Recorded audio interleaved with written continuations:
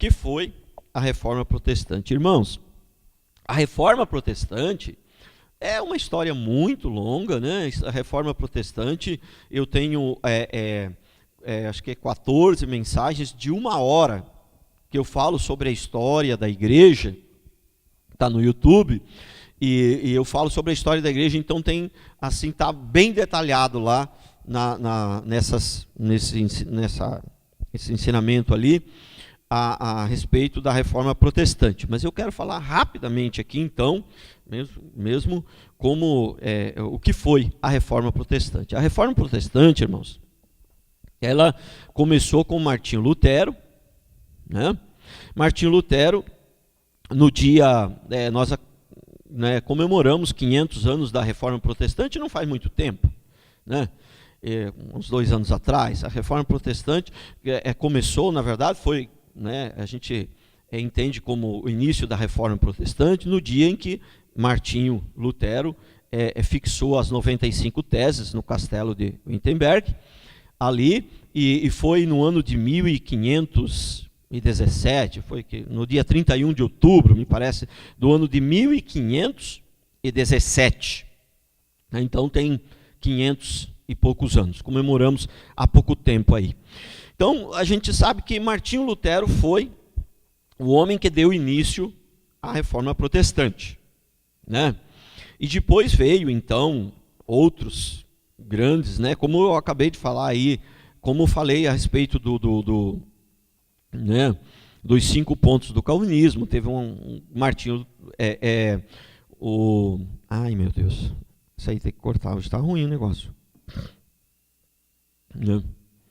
Irmãos, depois de Martinho Lutero veio Calvino e tantos outros homens de Deus. Mas é importante a gente salientar aqui que, embora não são muito conhecidos, mas antes de Martinho Lutero teve muitos homens de Deus, muitos grandes homens de Deus, que lutaram por uma reforma protestante, né? Eles não são tão conhecidos, mas se a gente for a estudar, se aprofundar um pouco, a gente vai ver que eles são mais conhecidos como os pré-reformadores, né? Citando alguns nomes, por exemplo, a John Hus, né, que veio antes de Martinho Lutero, era um pré-reformador, ele morreu queimado em praça pública. Citando também mais um nome, Pedro Valdo, era um comerciante francês muito rico, e ele começou a comprar muitas Bíblias e distribuir Bíblias, né? E porque até então a Igreja Católica não podia ler a Bíblia, era proibido ler a Bíblia, ninguém tinha Bíblia, os católicos não tinham Bíblia, né? E esse Pedro Valdo, que foi um dos grandes reformadores também, a ênfase dele foi esta, ele começou ele não se conformava, como que os católicos não podiam ter Bíblia, como que poderia ser, né, cristão não ter Bíblia, sem estudar a Bíblia. Então ele foi um dos que, né, fez com que a Bíblia pudesse chegar até os cristãos. Então, e depois, e Martinho Lutero, por que então os reformadores? Por que os protestantes também, que são conhecidos como protestantes, né, os reformadores, por que protestaram? Porque eles não concordavam com a doutrina católica, as heresias católicas, basicamente as indulgências, venda de objetos e um monte de coisas. Então, eles não concordavam com isso. Então, por isso, na verdade, Martinho Lutero não tinha intenção de ser um protestante, de fazer uma reforma protestante. A intenção dele era reformar a Igreja Católica. Mas algo depois que está tão grande, depois que está, não tem mais como reformar, não teve jeito, né?